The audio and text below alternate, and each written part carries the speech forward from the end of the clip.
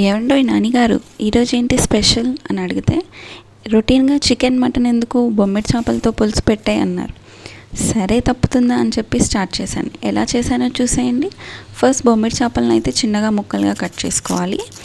తర్వాత నేనైతే ఒక చిన్న ఆనియన్ తీసుకొని దాన్ని కట్ చేసుకున్నాను.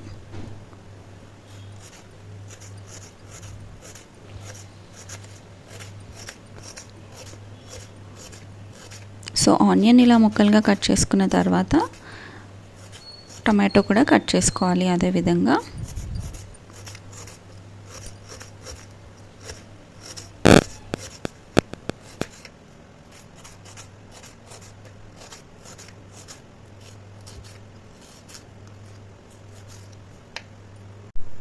సో మనం తీసుకున్న క్వాంటిటీని బట్టి ఎన్ని ఆనియన్స్ ఎన్ని టమాటోస్ అని డిసైడ్ చేసుకోవాలి. నేను చాలా తక్కువ చేస్తున్నాను కాబట్టి ఓన్లీ 1 ఆనియన్ అండ్ 1 టమాటో తీసుకున్నాను. సో సేమ్ ఇలానే కట్ చేసుకోవాలి. అండ్ దెన్ ఇప్పుడు స్టవ్ ఆన్ చేసి ఒక ప్యాన్ పెట్టుకున్నాను. సో కర్రీకి సరిపడా ఆయిల్ వేసేసి దాంట్లోకి మనం ఫస్ట్ జీలకర్ర ఆవాలు వేసుకోవాలి, కొంచెం కరివేపాకు అండ్ అప్పుడు దంచి పెట్టుకున్న అల్లం వెల్లుల్లి వేసుకోవాలి. సో ఇప్పుడు మనం దీంట్లోకి కట్ చేసుకున్న ఆనియన్స్ అయితే వేసేసి బ్రౌన్ కలర్ వచ్చే వరకు ఫ్రై చేసుకోవాలన్నమాట.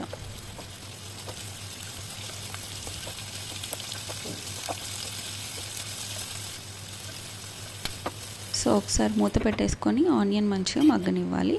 సో ఆనియన్ వేడయ్యే వరకు మనం ఏవైతే కట్ చేసి పెట్టుకున్న బొమ్మిడి చేపలు ఉన్నాయో వాటిని కొంచెం ఫ్రై చేసుకోవాలి పచ్చివాసన పోయే వరకు. అండ్ దెన్ పులుసు కూర కాబట్టి చింతపండు నానబెట్టుకుందాం. సో ఇక్కడ బొమ్మిడి చేపలు అయితే ఫ్రై అయిపోయాయి, ఆనియన్స్ కూడా ఫ్రై అయ్యాయి కాబట్టి కొంచెం పసుపు యాడ్ చేసుకోవాలి. దెన్ ఇప్పుడు దీంట్లోకి టమాటో ముక్కలు యాడ్ చేసుకుందాం. సో ఆనియన్ టమాటో అనేది మంచిగా మనకి ఫ్రై అవ్వాలన్నమాట.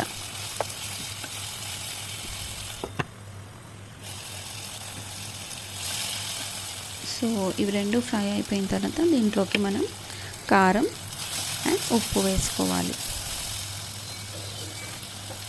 అండ్ దెన్ దీంట్లోకి వేయించి పెట్టుకున్న బొమ్మిడి చేపలు యాడ్ చేసుకోవాలి. సో బొమ్మిడి చేపలు కూడా మనకి మంచిగా మగ్గాలన్నమాట, అందుకని మూత పెట్టుకొని మగ్గనిద్దాం. సో బొమ్మిడి చేపలు కూడా మంచిగా మగ్గిన తర్వాత మనం చింతపండు నానబెట్టుకున్నాం కదా, ఇప్పుడు దీంట్లోకి చింతపండు రసం అనేది యాడ్ చేసుకోవాలి.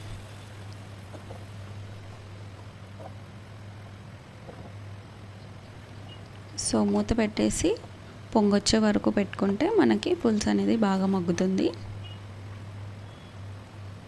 సో దీంట్లోకి లాస్ట్లో మనం ధనియా పౌడర్ యాడ్ చేసుకోవాలి. అంతే, బొమ్మిడి చేపల పులుసు ready. Please subscribe to hello foodies.